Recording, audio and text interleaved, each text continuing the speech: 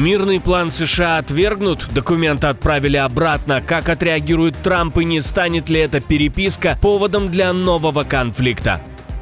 Российская армия на дне или это новый способ зайти в тыл? На что идут российские военные, чтобы оккупировать лишний метр украинской земли? Шокирующее заявление попало в эфир. Что предлагают делать с детьми с оккупированных территорий пропагандисты? Досмотрите. В российских регионах заканчиваются деньги на войну. Зарплаты участникам уже перестают платить. Что случилось и означает ли это конец боевых действий? Политический взрыв. Премьер страны ЕС согласен на капитуляцию Украины, остановка помощи и упреки в адрес Брюсселя. Что происходит? Расскажем. Об этих и других самых главных событиях утро воскресенья 23 ноября. Самые важные и срочные новости, эксклюзивные подробности. Вы смотрите информационный выпуск «Нехта». Оперативно о событиях в России, Беларуси, Украине и мире. Раньше и понятнее других. Все, что нужно знать сегодня.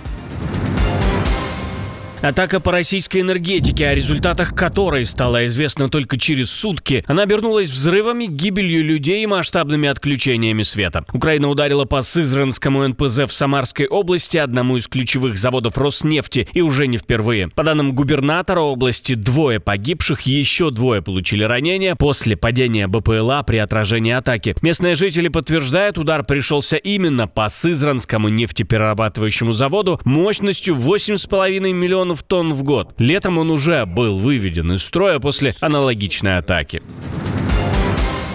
В это время россияне стараются проникнуть в тыл с силам обороны Украины любыми способами. Одно из новых изобретений – идти по дну водохранилища. Ну а что, труба была, норы были, дна, видимо, еще не достигли. Ситуация в Запорожье остается сложной. С одной стороны, бои за Приморское, где противник продолжает подтягиваться из плавней, и по дну Каховского водохранилища диверсионными группами проникает в центральную часть села.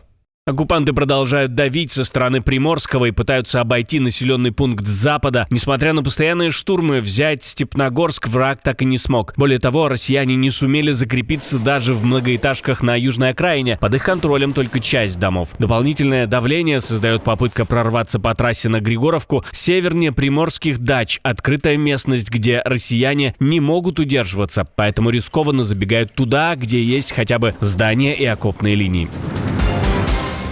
Украина готовится к переговорам в Швейцарии, которые могут решить, будет ли страна защищена или снова станет мишенью для России. Именно так Владимир Зеленский описал значение будущих консультаций, подчеркнув, что на кону стоит не очередной документ, а способность предотвратить новое вторжение РФ. Цими днями відбудуться консультації з партнерами щодо кроків, які потрібні для закінчення війни. Я підписав указ про склад делегації України, я затвердив всі відповідні директиви. Наші представники знають, як захищати українські національні інтереси і що саме потрібно, щоб Росія не здійснила третє вторгнення. Ще один удар по Україні. Встреча делегаций состоится уже сегодня в Женеве. Будем ждать результатов. Обязательно расскажем о них вам. Не забывайте подписываться на наши каналы. Европа проснулась под звуки одного голоса, и это был не Трамп. Политический взрыв теперь устроил Виктор Орбан. В разгар паники вокруг американского мирного плана он внезапно поддержал Вашингтон и тем самым ударил по Киеву еще сильнее, чем Кремль за последние дни. По данным Политико, Орбан отправил Урсуле фон дер Ляйен письмо, в котором потребовал, чтобы ЕС немедленно согласился с условиями США, а это фактически капитуляция Украины. Европейцы должны немедленно и безоговорочно поддержать мирную инициативу Соединенных Штатов. Кроме поддержки президента США, мы должны без промедления начать автономные и прямые переговоры с Россией. Мало того, Будапешт заявил, что не даст ЕС выделить Украине ни евро. Никаких кредитов, никаких миллиардов, никаких решений от имени Евросоюза. В Брюсселе, говорят прямо, 26 стран ЕС от этого в шоке. США разработали план без Европы. Москва получила в нем все, что хотела, а Венгрия теперь пытается продавить его через заднюю дверь. А сейчас хочу обратиться к нашим подписчикам, ведь это именно вы решаете, узнает ли обо всех этих новостях еще большее количество людей. Каждая ваша подписка, каждый лайк, каждый репост и каждый комментарий длиннее 6 слов, каждый досмотр видео до конца помогают продвигать наши ролики среди сотен тысяч новых пользователей. Так еще больше людей узнают правду именно благодаря вам. Спасибо, что остаетесь с нами, и продолжаем. Европейские лидеры фактически поставили на паузу мирный план Трампа. Главы Франции, Германии, Британии, Японии, Финляндии и других стран заявили, что один из ключевых пунктов ограничения численности ВСУ делает Украину уязвимой для нового нападения России. И в таком виде принят быть не может. И если Украина проиграет эту войну и, возможно, рухнет, это окажет влияние на всю европейскую политику, на весь европейский континент. Именно поэтому мы так активно участвуем здесь, потому что если есть шанс добиться мира, то это окажет влияние и на весь европейский континент. Мы осознаем эту ответственность. Я лично активно участвую в этих переговорах. Совместное заявление опубликовали руководители Еврокомиссии, Евросовета и лидеры 12 государств. Они подчеркивают, хотя черновик американского плана содержит элементы, необходимые для будущего мирного соглашения, документ требует серьезной доработки. Мы пользуемся этой возможностью, чтобы подчеркнуть решимость нашей постоянной поддержки Украины. Мы будем продолжать тесную координацию с Украиной и США в течение следующих дней. Лидеры подчеркнули несколько принципов. Границы не могут изменяться силой, ограничение украинской армии недопустимо, любые положения, касающиеся ЕС и НАТО, возможны только с согласия всех членов союзов. При этом в Европе подчеркивают, что ценят усилия США по поиску выхода из войны, но намерены корректировать документ и координироваться с Киевом и Вашингтоном в ближайшие дни. Но тем не менее, немецкое издание «Шпигель» заявляет, что европейская сторона доработала так называемый мирный план и отправила его в Вашингтон. Главы государства и правительств встретились в кулуарах саммита G20. Сообщается, что отдельный рабочий документ уже подготовлен и отправлен в Вашингтон.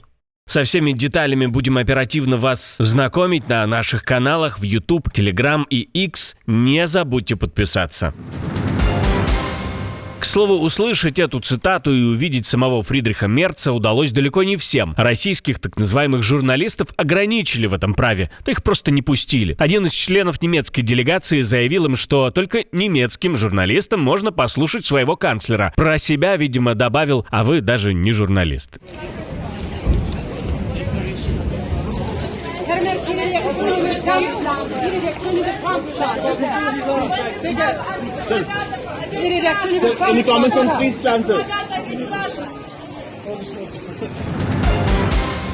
В Якутии банально кончились деньги на выплаты участникам войны против Украины. Об этом публично заявил министр финансов республики. Регион приостановил все положенные контрактникам выплаты от единовременных за подпись контракта до компенсации за ранение или гибель.